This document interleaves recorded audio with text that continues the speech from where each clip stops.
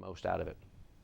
When I was a much younger man, I ended up in my parents' garage, I think probably because they got tired of hearing me play guitar in the house. And so I was in my parents' garage with my little, my amps and all my CDs and my music and all my books and everything. And I would spend hours in the garage and making noise. My neighbors would hear about it, and they used to complain. Eventually they stopped complaining because I think I actually got a little bit better, and they actually thought it sounded good. But I found that place in my parents' garage was perfect for practicing because it was quiet, it was out of the hubbub of the house, didn't bother my parents, and it worked out really well. So that's what you got to do, is find a place where you can really call your own for practicing.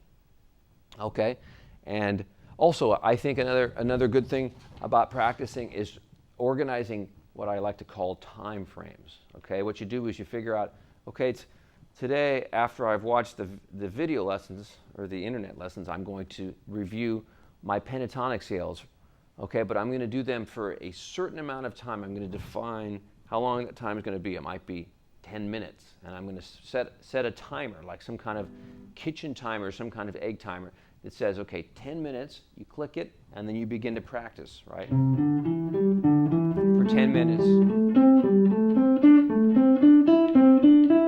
And then you do a variety of exercises for your pentatonic, and when the timer clicks, ding, and it's done, that means you're done with your pentatonic scales. You focused really intently on your pentatonics, but you move on to another study. That makes you really keep track of your time, and you don't waste it when you only know that you have X amount of minutes to practice. You make sure you practice only what you're practicing.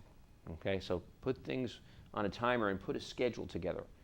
I'll show you how to do that in other lessons as well, but I find that very important when you're practicing, to practice to a schedule and practice in time frames. Okay? So review from a previous lesson, apply new material to your old material to make the connection, practice using time frames, and practice in a quiet place that you can really call your own, in an undisturbed place, in a place that you won't be distracted when you're practicing. Okay, so those are some of the concepts I want to talk about in how to learn effectively. All right. I wanted to talk to you for a few minutes about another progression that we can play and have a lot of fun with. Notice that our progressions, every lesson, are in different keys, and they have different chords in them that I think you're going to enjoy learning, but it's all part of making the music a little bit more interesting. We've stuck with major chords up till now, but I'm going to introduce a few minor chords in our progression so that you can see how good they sound when they're added to a progression. Okay?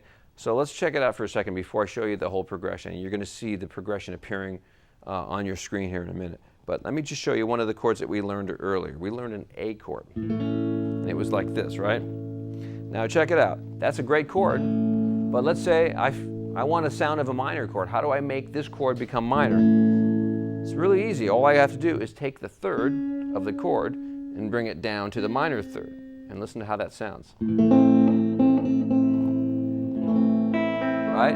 It's a much darker sound. It has kind of a more sad sound. If this is bright and happy, this is more sad and a little bit more melancholy. But in terms of the progression, it could be the perfect chord that you want.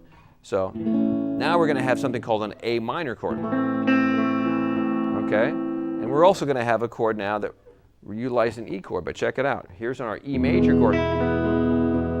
But we want an E minor chord in this progression. So what am I going to do to make it E minor? I'm going to make it minor by releasing the major third to the minor third. And now listen to this.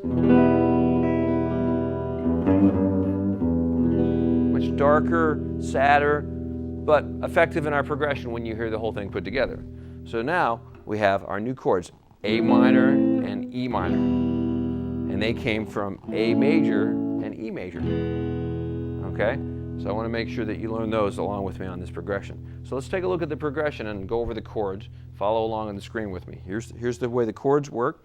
And you'll also see I added some eighth note rhythms that we talked about up here in our counting lesson. So the progression is going to sound like this. Minor chord.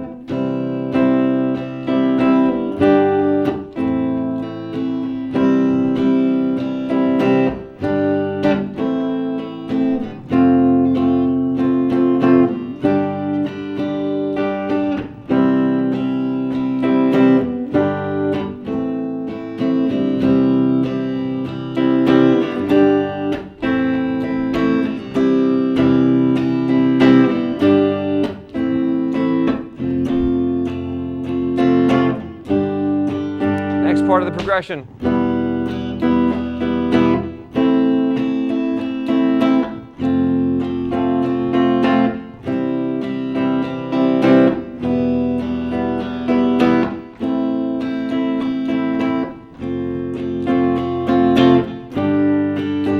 And then I repeat it again.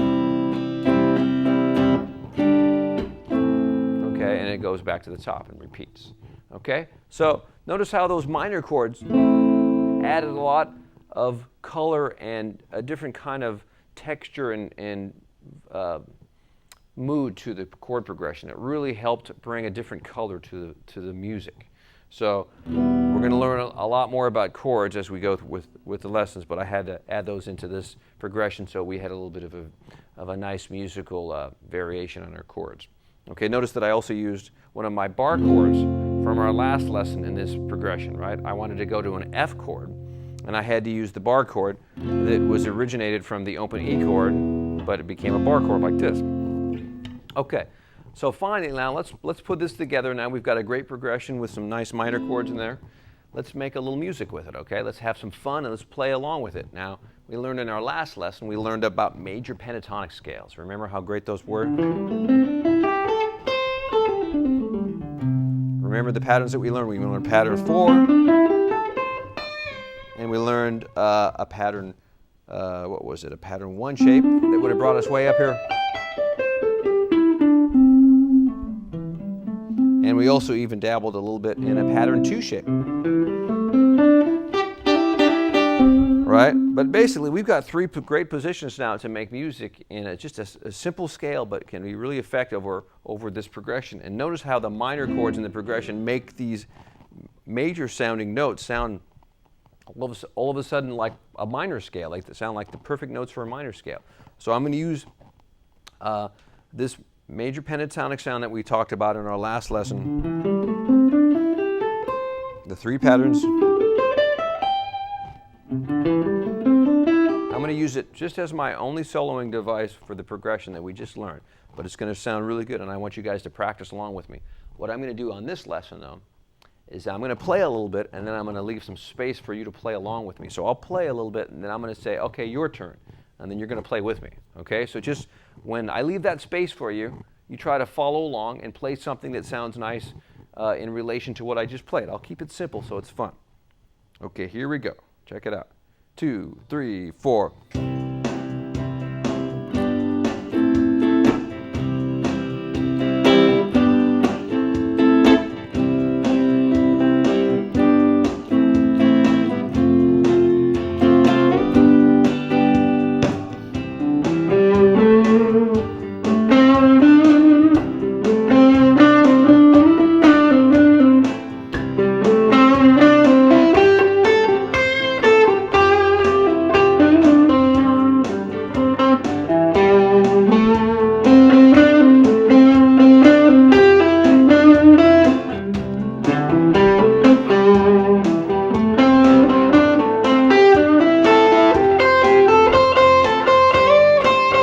Okay, your turn.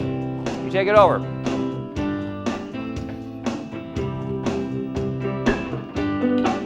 All right, sounds good, guys. Okay, now I'm going to come back and I'm going to play with you.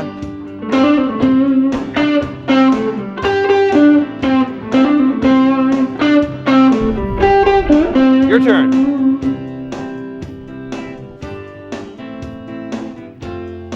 Okay, now I'm going to come along and I'm going to play up here now. Check it out, pattern 1.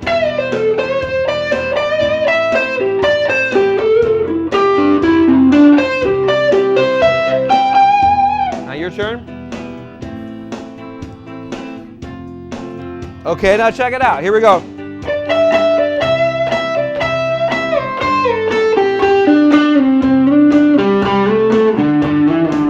Your turn. Notice I use slides. Slides work really well in scales like this. Okay, so check this out. Here's some slides.